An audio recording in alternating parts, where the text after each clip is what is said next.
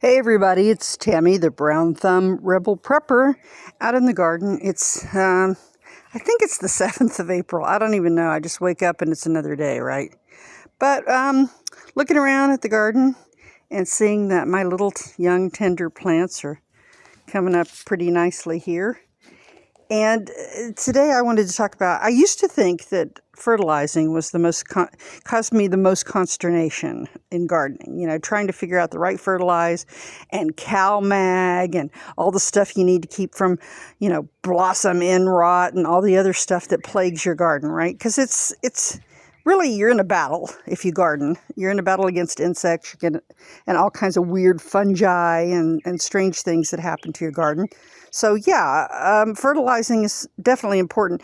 But here, especially here in the Inland Empire, we have watering issues. Well, all over California.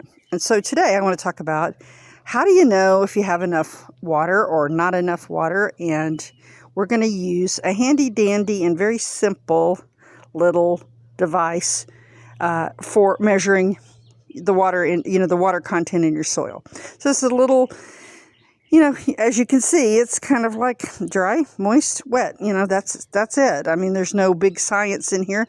You just stick it in the container or in the ground, and it measures whether your soil is adequately saturated or whether you're just going a little too heavy on the water, which can cause its own problems. So let's look around and let's see.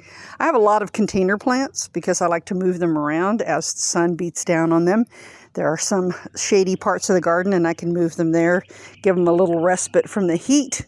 But let's look at these little baby carrots, container carrots.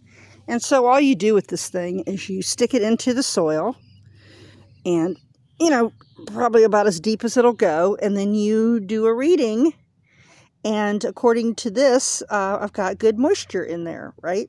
So if it goes too far, either to the left or the right, just like in politics, you've got some issues and you need to adjust accordingly. So you can also use this directly in the ground, and I'm going to try it out here to see how it goes in the ground here.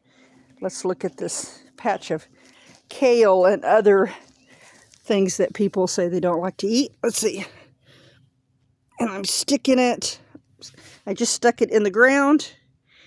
And so what it's telling me there is in this particular spot, at least, it's moist. It's about where it needs to be. So 6, 7, it's numbered there.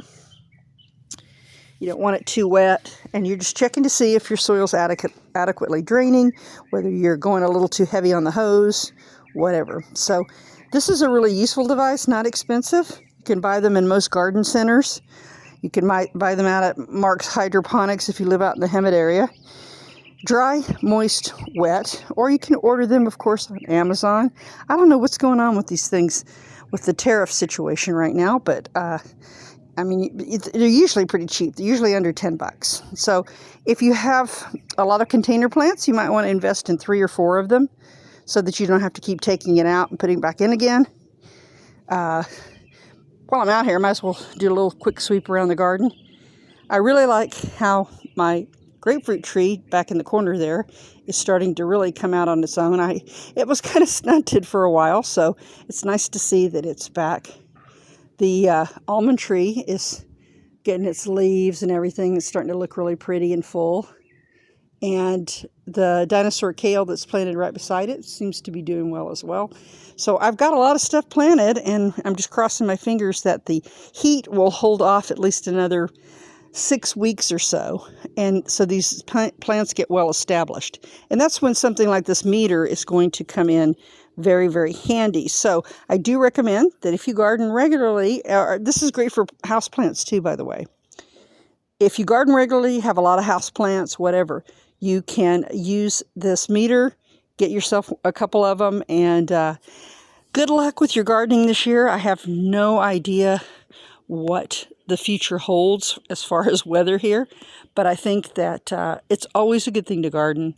It connects you back to the earth. It also gives you a sense of purpose, relaxing time. I mean, if you're the kind of person that enjoys plants, then it's so satisfying and gratifying to grow your own stuff, to put a tomato on the table that you grew, that you nurtured, that you watched over, that you shooed the birds away from.